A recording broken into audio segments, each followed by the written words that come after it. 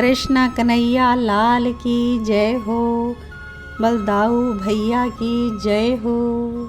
जय जय श्यामा जय जय श्याम, जय जय श्री वृंदावन धाम।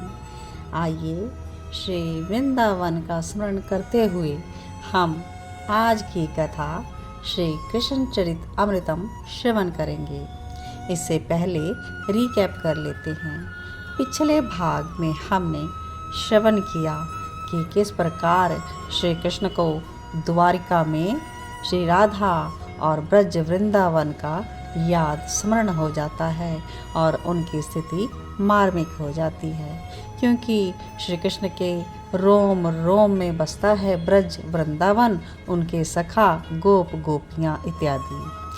तो द्वारिका से बलराम भैया अब आ रहे हैं वृंदावन के लिए। तो आज के भाग में हम लिसन करेंगे वृंदावन में दाऊ भैया श्री कृष्ण चरित अमृतम का भाग 286 आज हम श्रवण करेंगे। तो आइए भगवान श्री कृष्ण को अपने मन से स्मरण करते हुए और श्री बलराम जी जो कि श्री कृष्ण के बड़े भाई हैं और उनके द्वारा हम आज ब्रज वृंदावन में प्रवेश करते हैं। वृंदावन में जब सबने देखा कि रथ आ रहा है तो दाऊ भैया आ गए ऐसा सारा वन ही बोल उठा। वृंदा देवी आनंदित हो उठी, क्योंकि कन्हैया नहीं सही लेकिन उनके अग्रज भ्राता तो आ रहे हैं। गिरिराज पर्वत में फिर से हरियाली छा गई। यमुना का जल निर्मल और प्रवाह चल पड़ा। मोर नृत्य कर उठे। कोयल पपीहा सबका कलरव शुरू हो गया।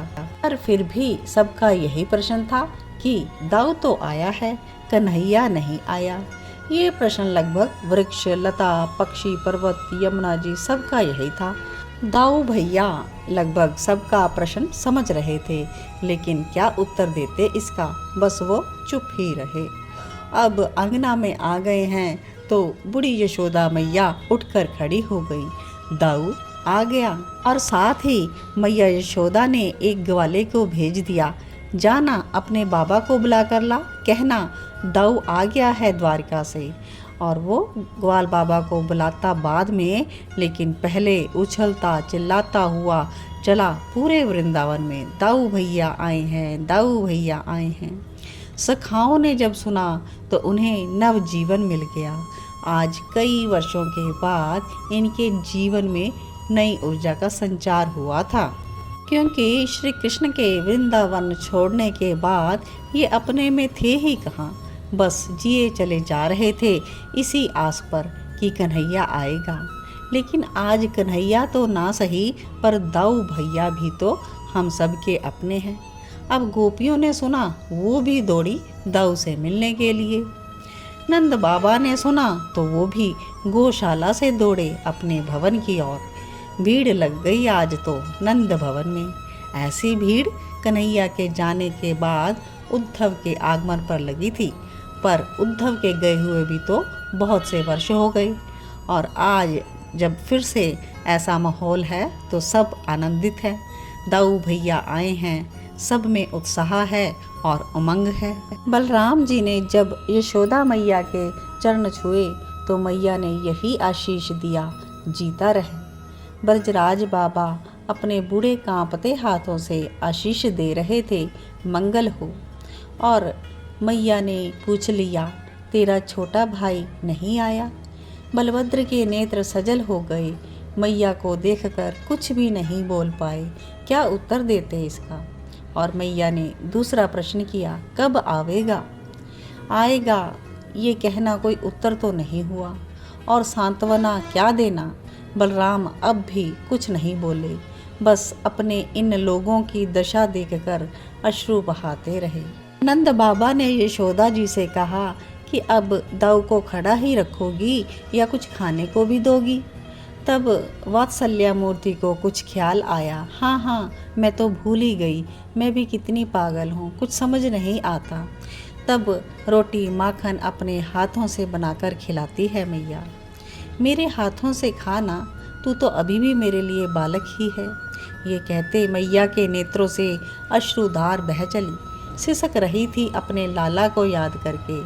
फिर अपने को संभाला मैया ने और दाऊ को प्यार से रोटी माखन खिलाने लगी और पूछती है, तुम लोग द्वारिका में क्या खाते हो? वहाँ तो माखन नहीं मिलता होगा। 56 भोग, पर मेरे लाला को तो माखन प्रिय है ना। मुझे भी माखन प्रिय है मैया, पर कहाँ है वहाँ पर माखन? दाऊ बोल पड़े। मैया फिर से पूछती हैं कि गैया नहीं है क्या द्वारिका में? दाऊ, हाँ है वहाँ पर यहाँ जैसी बात कहाँ। नंद बाबा तो बस दाऊ को देख रहे हैं और इन दोनों के प्रश्न उत्तर सुन मुस्कराते हैं और कभी कभी गंभीर हो जाते हैं। मैया फिर से पूछती है, तुझे हमारी याद आती थी? हाँ मैया, बहुत आती थी। लाला को भी आती है हमारी याद। मैया के तो प्रश्न ही नहीं ख़त्म हो रहे। वो तो माखन ही नहीं खाता। क्यों? क्योंकि माखन देखते ही उसे तेरी याद आ जाती है मैया। दाऊ के मुख से यह सुनते ही मैया यशोदा रो पड़ी। तो उसे कहना एक बार आ जाए यहाँ। उसे कहना उसकी मैया अब बूढ़ी हो गई है, बस एक बार अपनी सूरत दिखा दे, फिर मैं मर जाऊंगी। उसे एक बार देखने के लिए ही मैं जीवित हूँ। बस इतना कह मैया हिलकियाँ फूट पड़ी। मैया यशोदा रो पड़ी। दाऊ भैया सब समझते हैं, देख रहे हैं, लेकिन क्या बोलें, कैसे समझाएं इस विरह में डूबे हुए लोगों को। दाऊ को तो कुछ समझ में नहीं आता। इसी प्रकार से रात बीत जाती है और अब अगला सुबह मैया दधी मंथन करने बैठी है और कहती है, अरे तू इतनी जल्दी जाग गया? वर्षों के बाद बैठी है मैया। अब पहले की तरह नहीं है मैया, क्योंकि इससे ना तो अच्छे से बैठा जाता है ना उठा जाता है।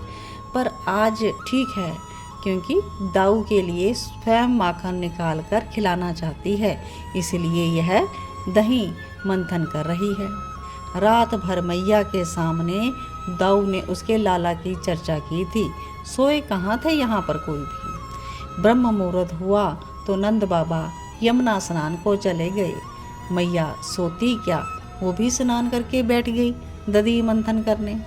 पर दाऊ कुछ देर तो सोए होंगे और उठ गए और बाहर आए तो मैया उसे कहती है, अरे तू इतनी जल्दी जाग गया, सो जाता थोड़ा और दाऊ ने मैया के चरण स्पर्श किए, फिर वहीं बैठ। मैया उससे पूछती है, दाऊ तेरी बहू कैसी है? अब दाऊ भैया तो संकोची है, बस मुस्करा दे। अच्छा लाला की बहुआं कैसी हैं ये तो बता। अच्छी है मैया, दाऊ हंस पड़े ये कहते हुए और मैया के कंधे में अपना सिर रखकर बोले कि 16,108 हैं। अच्छा इतनी है तो सेवा करती होंगी मेरे लाला की, पैर दबाती है कि नहीं? खूब करती हैं सेवा। मैया तू आएगी ना द्वारिका तो तेरी भी सेवा करेंगी। अब मैं कहाँ जाऊँगी द्वारिका, सबको यहीं बुला लाना।